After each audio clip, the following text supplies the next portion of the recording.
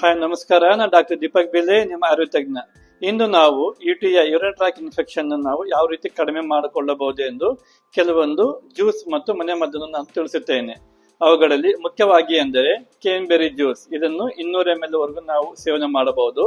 ಹಾಗೂ ಇನ್ನಿತರೆ ಮನೆಯಲ್ಲಿ ಸಿಗುವಂತವು ಎಂದರೆ ನಮ್ಮಲ್ಲಿ ಚಕ್ಕೆ ಇರುತ್ತದೆ, ಆ ಚಕ್ಕೆಯನ್ನು ಟೀಯಲ್ಲಿ ಅಥವಾ ಅದನ್ನು ಕಷಾಯ ಮಾಡಿ ಆದರೂ ಸೇವನೆ ಮಾಡಬಹುದು.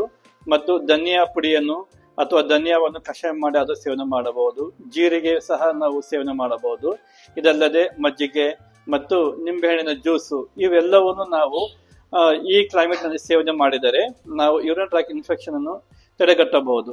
ಅದಲ್ಲದೆ ಎಳ್ಳುನೀರು, ಕಬ್ಬಿನ ಹಾಲು ಮತ್ತು ಈ ಬೇಸಿಗೆಯಲ್ಲಿ ಅರ್ಧ ಗಂಟೆಗೆ ಒಂದು ಸರಿ ಒಂದು ಸಿಪ್ ಅನ್ನು ನಾವು ವಾಟರ್ ಸೇವನೆ ಮಾಡ್ತಾ ಹೋದರೆ ಸಹ ನಾವು ಯೂರಿನ್ ಟ್ರ್ಯಾಕ್ ಇನ್ಫೆಕ್ಷನ್ ಕಡಿಮೆ ಮಾಡಬಹುದು.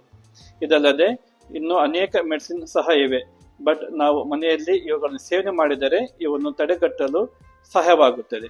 ಈ ವಿಡಿಯೋವನ್ನು ನೋಡಿ, ಲೈಕ್ ಮಾಡಿ, ಶೇರ್ ಮಾಡಿ, ಸಬ್ಸ್ಕ್ರೈಬ್ ಮಾಡಿ. Thank you.